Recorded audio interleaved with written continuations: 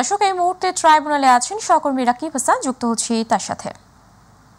রাকিব, আপনার কাছ থেকে জানতে চাচ্ছি ট্রাইব্যুনালের আজকের কার্যক্রমের কি খবর আছে আপনার কাছে জানাবেন। উপমা, আপনি যে সংবাদটি আসলে পড়ছিলেন সেই সংবাদের সূত্র ধরে আমরা বলতে চাই, আজকে কিন্তু সকাল 10টার কিছুক্ষণ পর 10:30টার দিকেই কিন্তু আন্তর্জাতিক অপরাধ ট্রাইব্যুনালে 8জন আসামিকে আসলে এখানে উপস্থিত করা হয়েছে, যাদের মধ্যে আপনার যে কথাটি আমরা বলছিলাম যে সাবেক পুলিশ প্রধান চৌধুরী আব্দুল্লাহ আল মামুন এবং আসলে আরও রয়েছেন যেটা টেলিকমিউনিকেশন মনিটরিং সেন্টারের সাবেক মহাপরিচালক মেজর জেনারেল জিয়াউল আহসান সহ আসলে মোট 8জন আসামিকে আজকে এই আন্তর্জাতিক অপরাধ ট্রাইব্যুনালে উঠানো হয়েছে এবং তাদের এই উপস্থিতিতেই কিন্তু একটু আগে আসলে বিচার কার্য শুরু হয়েছে এবং তাদের শুনানি চলছে। এই শুনানিতে আমরা যতটুকু জানতে পেরে, আমি এই প্রসিকিউশন বা এই এজলাসের ভেতরেই ছিলাম এতক্ষণ, এখন সেখান থেকেই আমরা যে রায়গুলো বা যে কথাগুলো শুনতে পেরেছি যে তারা কিন্তু যে প্রসিকিউটর রয়েছেন চিফ প্রসিকিউটর কিন্তু 4জনকে আলাদাভাবে জিজ্ঞাসাবাদের জন্য আদালতের কাছে আবেদন করেছেন এবং সেই আবেদন কিন্তু মঞ্জুর করেছেন এবং তাদেরকে আলাদাভাবে তাদেরকে জিজ্ঞাসাবাদ করা হবে এবং সেই জিজ্ঞাসাবাদের যেহেতু জানি জুলাই আগস্ট যে গণহত্যা রয়েছে, যে গণহত্যার নানা বিষয়ে তারা এখনো জানেনি, সেই অজানা বিষয়গুলো তাদের কাছে নতুন কিছু তথ্য জানার জন্যই কিন্তু তাদেরকে জিজ্ঞাসাবাদ করা হবে এবং এরই ধারাবাহিকতা আমরা যতটুকু জানি যে গত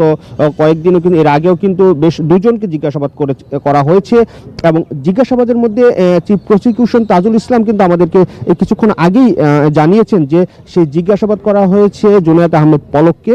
সেই পলক কিন্তু তার স্বীকারোক্তি দিয়েছেন যে জুলাই আগস্ট যে গণহত্যা চলাকালে যে ইন্টারনেট শাটডাউন করা হয়েছিল সেটি কোনো দুর্যোগ বা প্রাকৃতিক দুর্যোগ বা কোনো গোলযোগের কারণে হয়নি, সেটি সাবেক প্রধানমন্ত্রী শেখ হাসিনার নির্দেশেই নাকি সেই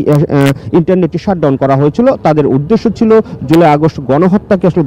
ধামাচাপা দেওয়ার জন্যই এই ইন্টারনেট শাটডাউন করা হয়েছে। এটি আমাদেরকে জানিয়েছেন চিফ প্রসিকিউটর তাজুল ইসলাম, যেটি স্বীকার করেছেন জিজ্ঞাসাবাদে জুনায়েদ আহমেদ পলক। এমন আরো অনেক বিষয় রয়েছেন, তিনি আমাদের কিছুক্ষণ আগেই জানিয়েছিলেন যে তারা যে আবেদনটি করেছেন এমন আরো অনেক তথ্য জানার জন্যই কিন্তু আলাদা 4জনকে জিজ্ঞাসাবাদের জন্য আদালতের কাছে সময় চাওয়া হয়েছে। সেই সময় আদালত আসলে দিয়েছেন এবং একই সাথে পুরো প্রক্রিয়াটি আসলে আরো চলার জন্য, আরো অধিকতর তদন্তের জন্য তাদের শুনানির জন্য 2 মাস সময় চেয়েছেন এবং আদালত সেটিও মঞ্জুর করেছেন। আরেকটি বিষয় আমরা একটু বলতে চাই যে সাবেক মেজর জেনারেল জিয়াউল আহসান কিন্তু একটি আবেদন করেছে, তার পক্ষ থেকে একটি আবেদন করা হয়েছে যে